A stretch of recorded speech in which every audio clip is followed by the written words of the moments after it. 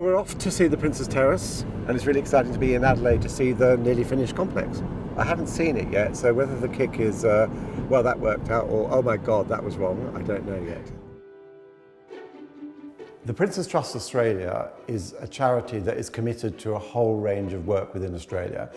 There was an event called Housing Melbourne, which was something the Prince and the Victorian government created together. And what it talked about was cities are the future. The traditional model of just extending and extending and extending cities is not good for community and it's not good for the planet. For more than 30 years, the Prince of Wales has been committed to sustainable urbanism, learning from tradition, but embracing the future. The State Government of South Australia talked to us about an exemplar new community they were building, and did we want to be part of it? One of the things we were particularly keen on in working with the Defence Housing Australia was that they are committed to integrating military personnel and to be showing that mixed-use, walkable communities will be celebrated here. I mean, this is an unmistakable traditional Adelaide terrace, but it's not fussy. So on a relatively constrained site, we've managed to get 4 flats and 8 houses. Now this is where you get the block at the back, which is made from recycled bricks.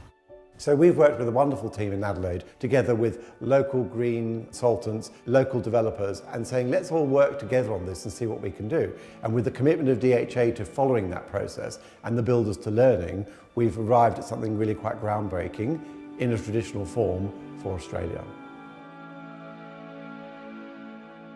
We looked at, along with D Square, the installation values, the solar heat gain, Princess Foundation architecture, and done the initial design, and then we modified that to suit Australian climates.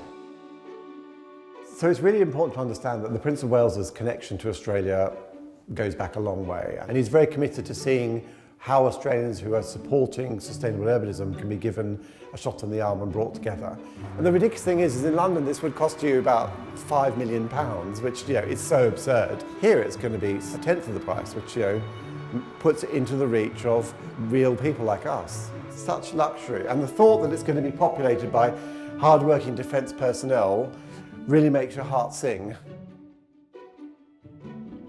Sarah, hi, I'm Dominic from the Prince's Trust. Good to meet you, So Sarah. great to meet you. We're a little bit sceptical, but coming home the first day of 40 degrees last Friday, well, we didn't put an air conditioner or fan on that night and we didn't need it. We had another property that's an 1820s townhouse. The doors themselves in that townhouse are solid wood, and the doors here have that same feel, and I know it's only a door, but it looks like it has character. It looks like it's been here for a long time, but it's also very, very modern.